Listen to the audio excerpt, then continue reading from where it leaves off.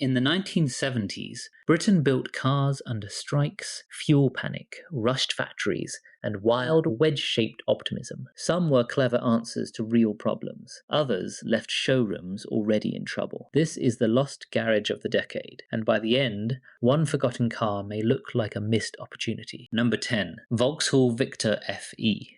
Launched in 1972, the Victor FE was Vauxhall's big, sensible answer for families who needed space more than sparkle. It came as a saloon or estate, with roomy seats, a large boot, and the kind of soft ride that made long journeys feel easy. Its problem was not that it failed at being useful. It was that useful rarely became memorable. Ford had the Cortina grabbing buyers, British Leyland had louder stories, and the Victor quietly did school runs, work trips, and holidays without drama. A competent car, then, but not a cultural icon. Next, things get far less sensible. Number 9. Triumph Toledo. The Toledo arrived in 1970 as Triumph's cheaper, simpler, small saloon, sitting below the front-wheel drive 1300 and 1500 family. It looked familiar, but underneath it went back to a basic rear-wheel drive layout, which made it easier to build, easier to service, and cheaper to buy.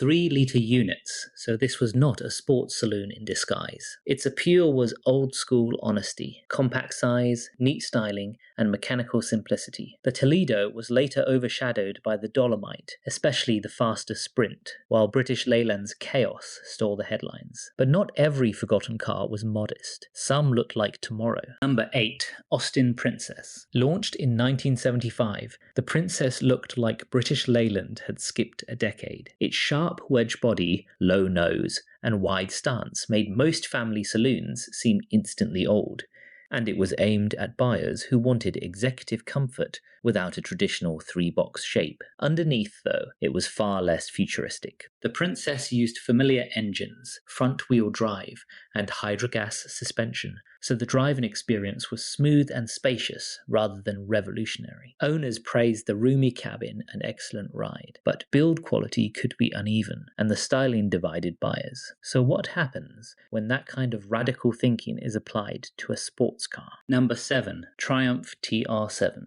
Launched in 1975, the TR7 was aimed heavily at America, where a modern-looking British sports car still had real sales potential. Early demand was strong, but the car's reputation suffered from poor build quality, electrical faults, and constant disruption inside British Leyland factories. Buyers who wanted style often got frustration with it. The V8-powered TR8 later showed what the design could have been, especially for export markets, but it arrived too late. Next comes another British performance car whose promise was damaged by reliability fears. Number 6. Triumph Stag. The Triumph Stag was meant to be a proper British Grand Tourer, not a stripped-out sports car. Launched in 1970, it aimed at the same well-heeled buyers who might consider a Mercedes-Benz SL, offering open-air luxury, 4 seats, and long-distance comfort in a very elegant Michelotti body. Its party piece was Triumph's own 3-litre V8, paired with a distinctive T-bar roof that gave the car extra strength and a memorable profile. On the right road, a sorted Stag looked and sounded expensive. The problem was heat. Cooling issues, head gasket failures, and neglected maintenance gave the Stag a reputation that scared buyers for decades. Today, good ones are cherished, but the damage was done. Next is a car far less glamorous, but once seen absolutely everywhere. Number 5. Morris Marina.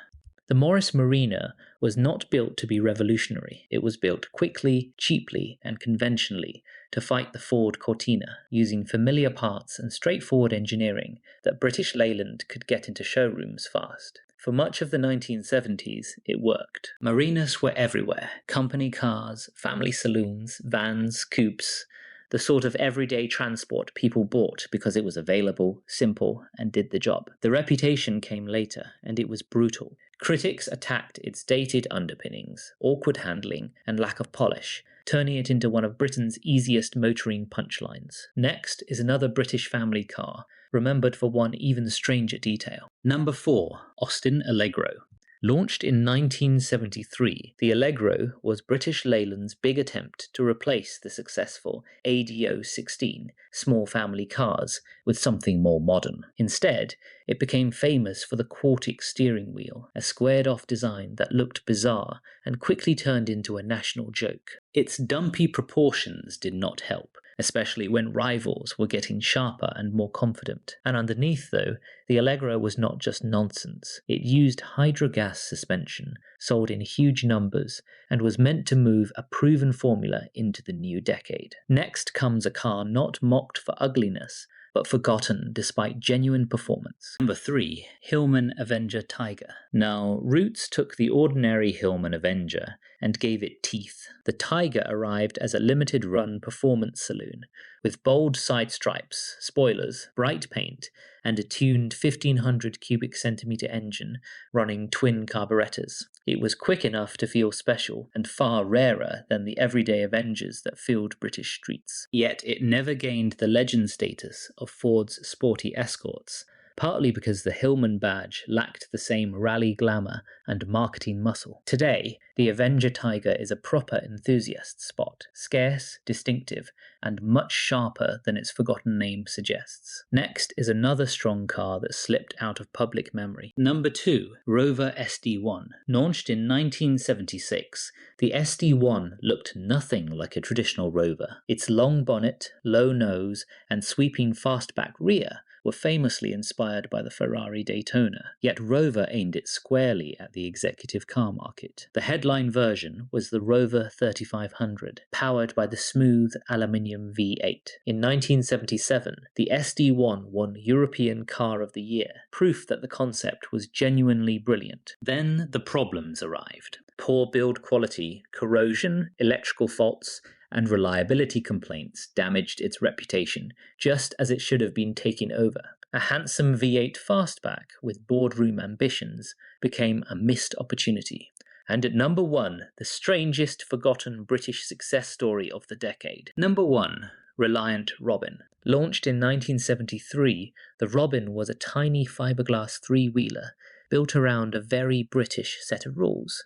Because it had 3 wheels and weighed so little, it could be taxed cheaply, insured cheaply, and in some cases driven on a motorcycle license. That mattered in the 1970s. Fuel prices were rising, wages were under pressure, and many households needed the cheapest possible way to stay mobile. The Robin offered doors, a roof, a heater, room for shopping, and fuel economy that made sense when every gallon counted. Its later image was shaped by comedy sketches, jokes, and the famous idea that it tipped over at every corner. In real life, it was basic, narrow, and odd, but it was also useful, repairable, and genuinely loved by many owners. The Reliant Robin became a punchline, then a cult classic, and finally a British motoring legend by accident. Thanks for watching. Which forgotten British car from this list most deserves a comeback? Tell us in the comments. The 1970s gave Britain cars shaped by fuel crises, tight budgets, brave engineering, and decisions that did not always pay off. Some were flawed, some were ahead of their time, and some simply arrived when the market was not ready. Thanks for watching. Which car on this list deserved a better fate, and which one would you save from obscurity? Write it in the comments, and subscribe for more forgotten motoring history.